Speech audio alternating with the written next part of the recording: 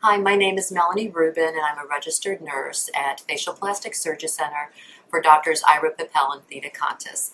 I'm going to review post-op instructions for a facelift and neck lift. First of all, immediately after surgery, you're going to be in the recovery room until you feel well enough to go home. When you go home, we're going to want you to be on bed rest with bathroom privileges. You need to have somebody that's going to be at home with you for the first 24 hours. When you go home, we want you to sleep with your head propped up at least a 30-degree angle, and we want you to apply ice compresses to the back of your neck here and on your face here. We recommend that you can use frozen peas in Ziploc baggies, ice cubes in Ziploc baggies, and then put something around the outside of the baggie and just prop it against your skin. That helps with post-op discomfort, bruising, and swelling. Normal post-operative bruising and swelling after a facelift or neck lift usually peaks 2 to 3 days after surgery. So you can expect to have bruising and swelling, and because of gravity and the location of your heart, you might notice that you have bruising and swelling up here, and it's going to kind of slowly just drift down. If we've done work on your neck, you might notice that you have bruising on your décolleté.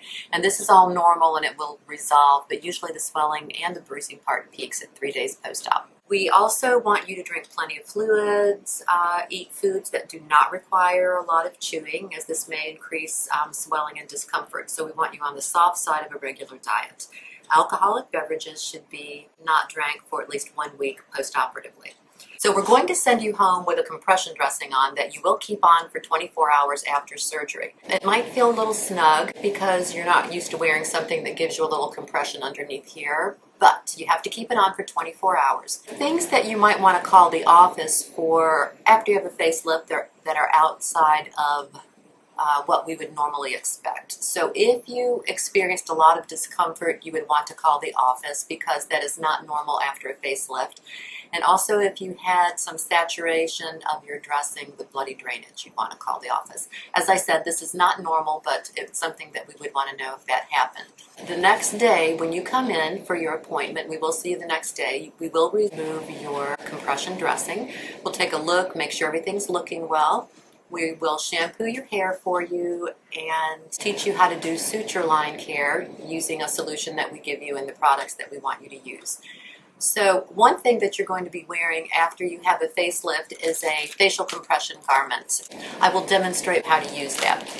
It's not very hard to put on, but we'll just show you because sometimes you might forget. It comes with 2 sets of straps. It has a short set and a longer set. So when you're going to put it on, I always tell our patients you can lay it down on your lap, on the table, the sink in front of you, but you're going to take it, lay it on the table, and you're going to have it so it looks like you're wearing it inside out. This seam should be away from your skin. So you're going to take the short straps, turn it like this, and you're going to hook it around your neck, just to give it kind of a snug feel. Then you can adjust it.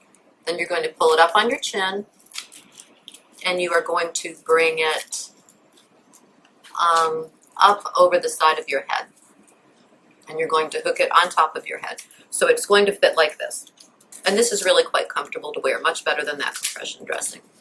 So you're going to wear it, and you want it so it has holes cut out for your ears, and you want it so it's going to fit snug here, making sure that this area here does not rub any suture line that you might have under here.